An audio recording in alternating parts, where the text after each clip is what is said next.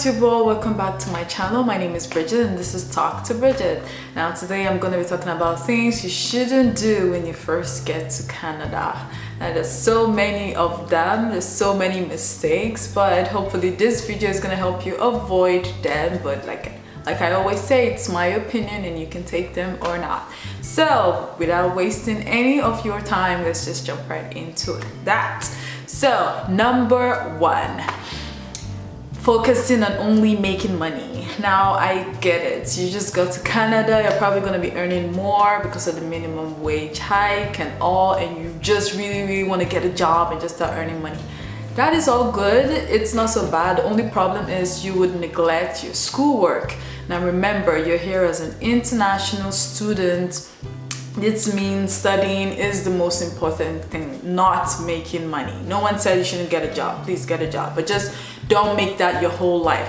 This is because in school they take attendance pretty seriously. There are a lot of lecturers that would report you if you actually miss your classes too often. They will report you, and once the school gets information about that, believe me, they can actually send you out of school and they can revoke your visas and all that. Yes, this actually happens. So make sure that you attend all of your classes, and then you can spend your free time working, or at least some of your free time, because remember, you're gonna do assignments, you're gonna write, I don't know, articles, and you have a lot to do. So you kind of have to really think about that when you just want to base on your focus on just making money.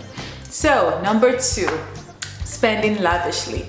Now most times when you first get to Canada, a lot of us have, like, you know, a lot of pocket money, and then it's like, oh, let's just go buy that top or go buy this shoe or buy that, because like everything looks so glittery. And please save your money, because at some point the weight of it all is gonna fall on you and even on your parents. But well, it depends. Maybe your dad owns like 5 companies, I don't know, that might be easier for you. But you know, like the rest of us that just have plain and average families, it will be advisable for you to just, you know, limit your spending. Only buy things that you really need, not just things that you want, at least until you start earning money, and then you can, you know, spend extra. But at first, if you don't have a job and you just have your pocket money, try and spend less, you know, save more actually, and it will help you in the long run.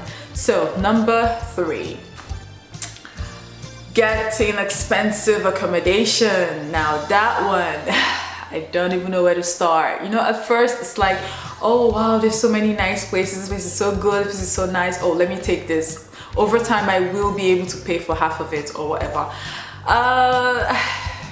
I'm not saying you can't, you definitely can.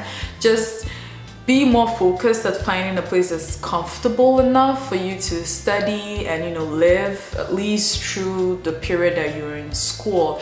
You don't necessarily have to get a 1-bedroom, 2-bedroom, luxurious, I don't know, condo, something type building. Just get something that's comfortable, close to school, and if you can have some of your schoolmates around, that is even better, because you know, when you see them, you remember, oh, you know what, I have to study, I have a test and this is my classmate studying and all. So that actually helps. No one said you can't get expensive accommodation, just be reasonable about it. Don't go too high, you know, it's getting something that's like $700 or $800. That will be crazy.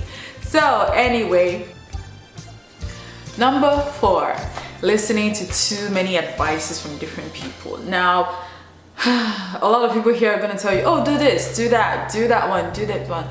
If it's related to you being an immigrant, maybe you want to get your work permit, study permit, you want to renew your visa, you want to get your co-op work permit, just go to cic.gc.ca.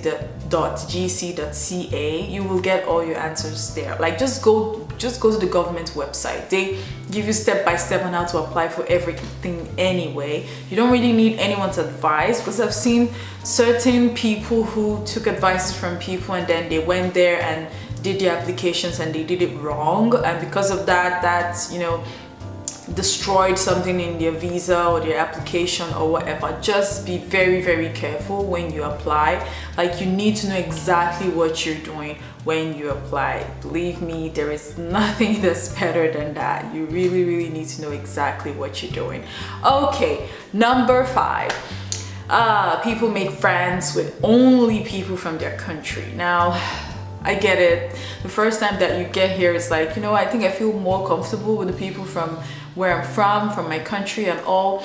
Yeah, but like, that shouldn't last too long. You shouldn't spend like a year or 2 years and that's the same thing you do that whole time. It doesn't make sense. Then why are you an international student? Why did you come to Canada if you're not gonna mingle and, you know, associate with like other people? Like, when you get here, there's almost every type of ethnicity here. Like, you can make friends with everybody, and believe me, it helps. Like, you know, there's some people that you can make friends with and you don't know the dad owns like a restaurant or a company or something. They could actually help, you know, employ you in school or maybe outside school, you know, when you really need help. So it's very good to blend in with other cultures, and then you learn from them as well. You learn how they think and how they think about you, and, you know, what they understand about you, and you teach them also. You know, some people ask so many weird and random questions like, do you guys see lions walking down the road or something? Like, you can educate them and be like, no, that doesn't really happen often, you know. Like, you can do that. So it's good to learn their culture and, you know, help them learn about yours as well. So these are just the 5 things that I feel you should not do when you get to Canada, but it's just my opinion. I'm just here to help. So if you like this video, please push the like button, share, subscribe, and if you have any questions, put them in the comment section below. Thank you very much for watching my videos, and I will see you guys next week. Bye.